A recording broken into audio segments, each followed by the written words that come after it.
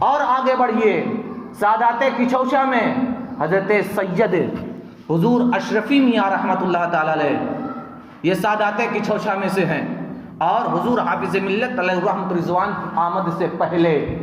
مبارک پور کی سرزمین پر آپ کا حلقہ ارادت بڑا وسیع تھا۔ مبارک پور کی سرزمین پر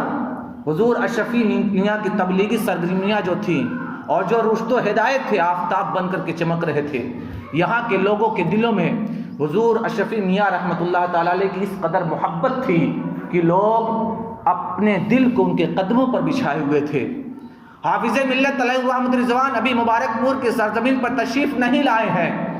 اور مبارک پور کی سرزمین کا جب ہم دینی ماحول دیکھتے ہیں، اس کا مذہبی ماحول دیکھتے ہیں، تو ہمیں یہ سمجھ میں آتا ہے کہ سید سالار مسعود غازی رحمۃ اللہ تعالی علیہ سے لے کر کے ہمارے موجودہ زمانے تک ہمیشہ مبارک پور کی سرزمین اور اس کے اطراف و جوانب سادات کرام کی نگاہوں کا مرکز اور ان کی توجہوں کا مرکز رہا ہو، خاص سید سالار مسعود غازی رحمۃ اللہ تعالی علیہ ہو، خاص سادات مانک پور رہے ہو، خاص سادات کچھوچا شریف رہے ہو، خاص سادات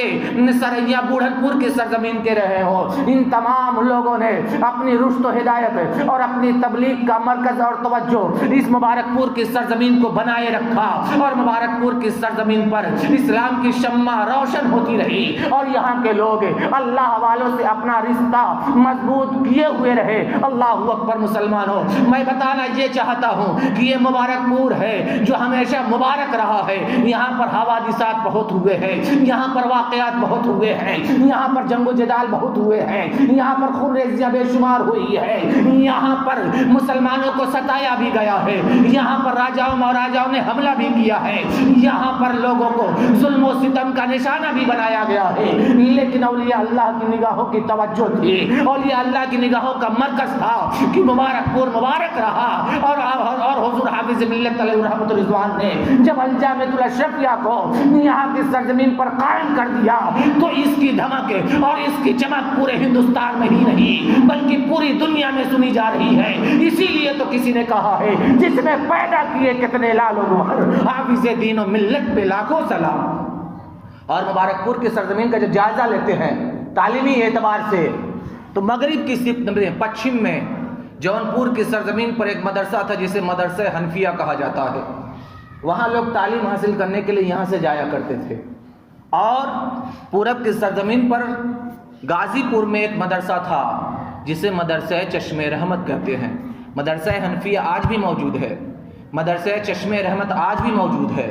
یہ دونوں قدیمی ادارے اس مبارک پور کے ارد گرد موجود تھے، اور یہاں کے لوگ جب ابتدائی تعلیم حاصل کر لیا کرتے تھے، گھروں میں ابتدائی تعلیم جب ان کی مکمل ہو جایا کرتی تھی، اعلیٰ تعلیم کے لیے کبھی وہ جونپور کی سرزمین کی طرف چلے جاتے ہیں اور کبھی چشمہ رحمت غازی پور کی طرف چلے جاتے ہیں۔ حضور صدر الشریعہ رحمت اللہ تعالی علیہ نے خود بھی مدرسہ حنفیہ جونپور میں تعلیم حاصل کی، اور وہیں پر آپ کے استاد محترم ہیں حضرت مولانا ہدایت اللہ رام پوری رحمت اللہ تعالی علیہ، عزیزان ملت اسلامیہ۔ اور اس کے علاوہ اور دیگر چھوٹے چھوٹے مدارس تھے جہاں پر لوگ علم دین حاصل کرنے کے لیے اپنی تعلیم مکمل کرنے کے لیے سفر کیا کرتے تھے، کبھی لکھنؤ کی سرزمین پر چلے جایا کرتے تھے، کبھی دلی کی سرزمین پر چلے جایا کرتے تھے، اور اس وقت بریلی کی سرزمین پر بھی علم و فن کا مرکز قائم ہو چکا تھا۔ بریلی کی سرزمین پر بھی بہت سے لوگ جا کر کے اپنے علم کی تعلیم مکمل کیا کرتے تھے، اپنی تعلیم کو مکمل کیا کرتے تھے۔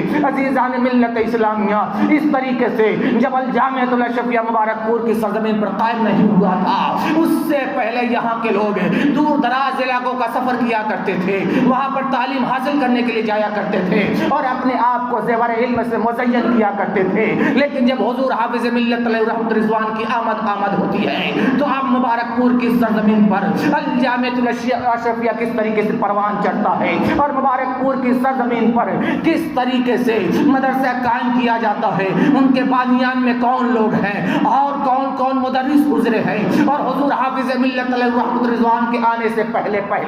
الجامعۃ الاشرفیہ کی جو آج موجودہ شکل ہے، اس سے پہلے اس کی جگہ پر جو مدرسہ تھا، وہ